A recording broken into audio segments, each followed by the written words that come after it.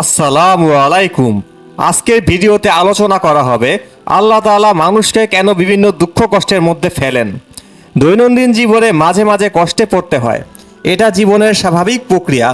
এই কষ্টের সঙ্গে মানুষের সম্পর্ক বেশ দৃঢ়। অবশ্য কারো কারো জীবনে কষ্টটা বিলাসিতার মতো, আবার কারো ক্ষেত্রে অসহনীয়। তবে আল্লাহ কাউকে সাধ্যতীত বোঝা চাপিয়ে দেন না। পবিত্র কোরআনে এসেছে, আল্লাহ কাউকে তার সাধ্যের অতিরিক্ত বোঝা কখনো দেন না।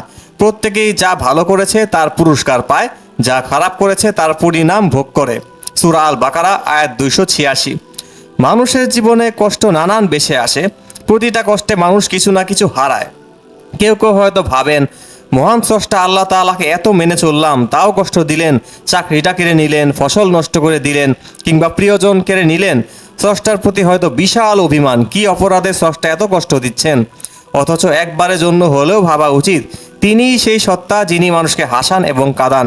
তিনিই তো মৃত্যু দেন, জীবন দেন। সূরা নাজম আয়াত 43।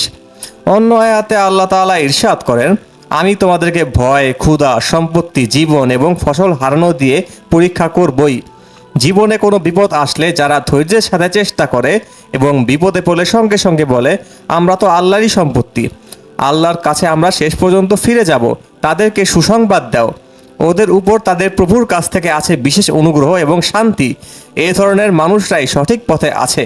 সূরা বাকারা আয়াত 155 থেকে 157। অন্যদিকে আল্লাহ তাআলা ইরশাদ করেন, তারা কি লক্ষ্য করে দেখে না যে প্রতি বছর তাদের উপর 2-1 বার বিপদ আসছে, এরপরও ওরা তওবা করে না, উপলব্ধি করার চেষ্টা করে না। সূরা আত-তাওবা আয়াত 126। প্রিয় নবী সাল্লাল্লাহু আলাইহি সাল্লাম হাদিসে বলেন, আল্লাহ যার ভালো চান তাকে দুঃখ কষ্টে ফেলেন। বুখারী হাদিস নং 5645।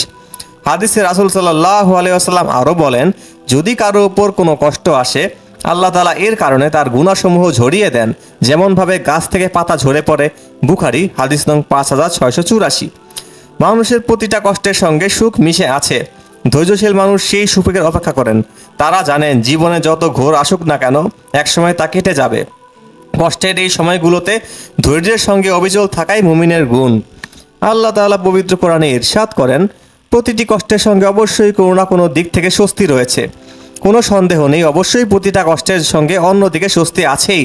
সূরা আল ইনশিরা আয়াত 5 থেকে 6। বলা বাহুল্য, মানুষের প্রতিটি কষ্টই ক্ষণস্থায়ী, আর কষ্টের বিনিময়ে মানুষকে সর্বোত্তম বিনিময় দেওয়া হবে। এই বিষয়ে মহান আল্লাহ প্রতিজ্ঞা করে বলেছেন। অথচ আল্লাহ তাআলার প্রতিজ্ঞা না করলেও কোনো অসুবিধা নেই, আল্লাহ আমাদের সহায় হন।